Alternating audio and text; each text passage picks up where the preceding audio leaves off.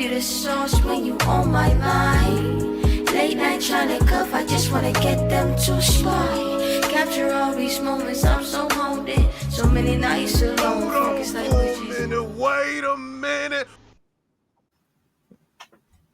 I have a nice topic for you today. Justice Erin Gall of the New York State Supreme Court has resigned and abandoned her appeal for reinstatement, going against the panel's decision that she be removed from the bench. Now, you might be wondering what could have taken place for a judge, someone who is in charge of making sure that criminals are held accountable and responsible for their crimes in society, in our neighborhoods. What could she have possibly done to put her in this position? Well, let's actually dive a little bit deeper into this post. Now, mind you, this happened back in 2022 of July.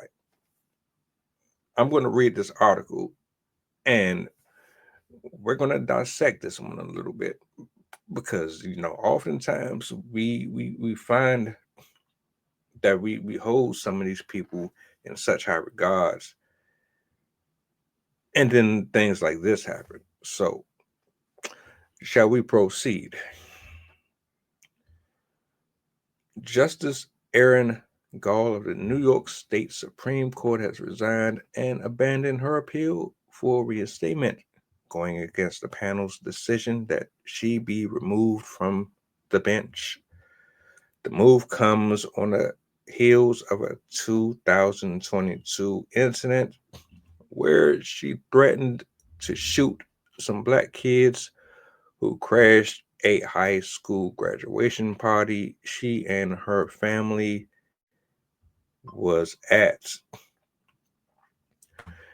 As reported by the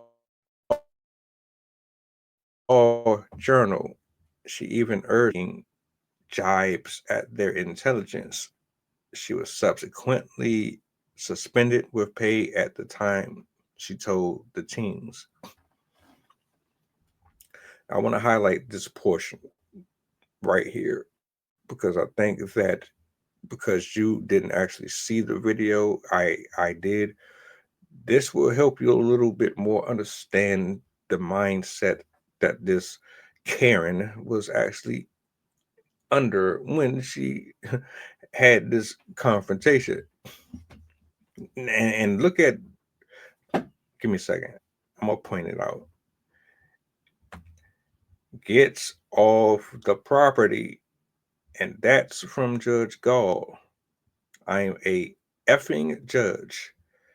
Well, you're going to get in an Uber, buddy, or you're going to get a cop escort home. That's how it's happening.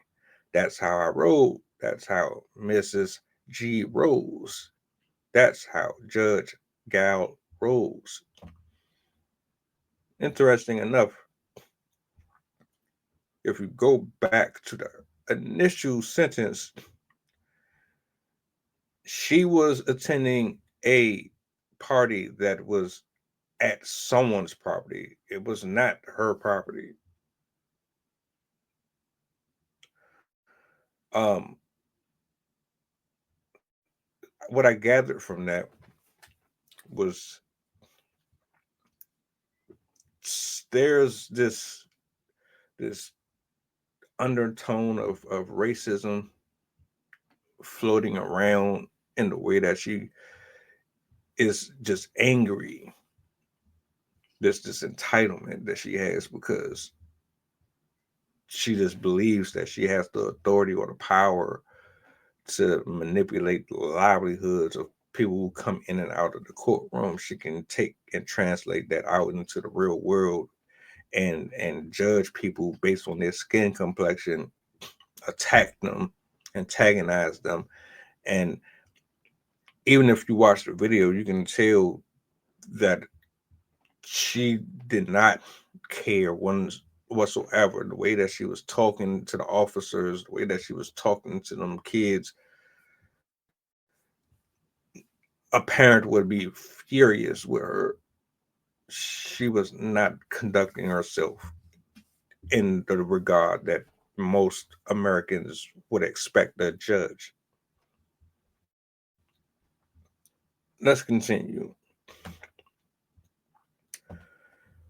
We didn't invite them. They were trespassing. They were adults. There was everything. They're saying they were not invited. There's social media. We didn't invite them. He owns the property, owner of the property. I'm a judge. He's a lawyer. We're telling you. I'm telling you. This is insane. Justice Erin Gall abandons her appeal to being reinstated, claiming she doesn't want her family to suffer more. This is a corrupt prosecution that belies any sense of the facts or the law. And so we're going to keep speaking out against this. We're going to keep fighting against this. And we will head back to Washington as House conservatives.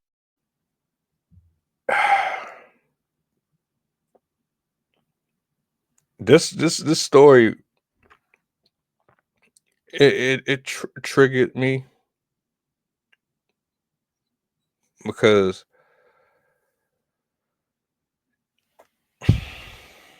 just because you have a position of power, it does not give you the right to go around trying to swing your nuts like you're you're not a guy. You're not Jesus Christ. This wasn't even your property. And the fact that she even resigned from her job, it already tells you that she knew she fucked up. She knew she was wrong. But what's even worse is that she's been in this position for as long as she has, even prior to this, which tells me that this isn't the first time that she has probably been behind that seat making rash decisions based on her indifference between genders and folks of a different color.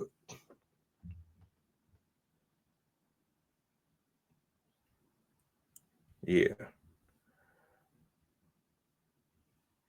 Let me read this portion real quick. Let me see something. Just to give y'all a little more context. The former judge went to a friend's house party in New Hartford with her husband and their 3 teenage children back in 22 of July. Several fights broke out when a few uninvited guests showed up around 11:30 p.m. Police were called about an hour later as the chaos ensued. Police tried to clear the property, but 4 black teens who had showed up after being invited by guests at the party claimed they were stranded after losing their car keys during the madness that took place. Several teens were still exiting the scene, but the former judge directed her energy at the 4. When police told them they could look for their keys, "You've got to leave," she shouted. "You've got to leave. I won't have it any other way. You're not going to find your keys. You've got to call an Uber and get off the property." She told the police that her son and the husband had both been attacked, but her son put a smack down once he got hit. "I taught my son to kick the S out of anyone who hits him first," she said. An officer told her that the teens might return to look for the keys, and she lost it. If they did, they'll be arrested or they'll be shot on the property. Right.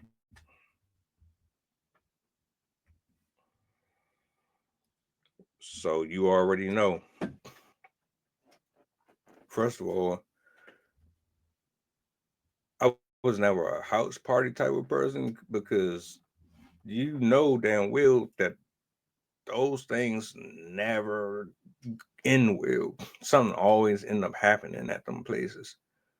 You don't have people chaperoning. You don't have the right setup.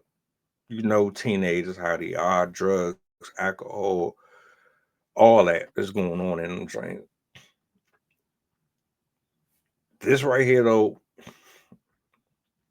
I wonder who facilitated this, and how was it possible for so many people to get access to something that they weren't invited to? But this is just a side note. This is why I never really was for those, and why parents need to know who their kids are hanging around and who they associate with for situations like this that could break out. But I digress. Either way, she was in the wrong for this completely. I get having someone attacking your kids and fights and the dangers that come with having that many people under one setting, but threatening to shoot specifically black kids. Out of all of the stuff that I don't know, I'm not feeling that. Y'all tell me what y'all think in the comment section, though. How would you have handled this if this was your kids' party? It's a mess. It's absolutely a mess. I don't know. I couldn't have done it.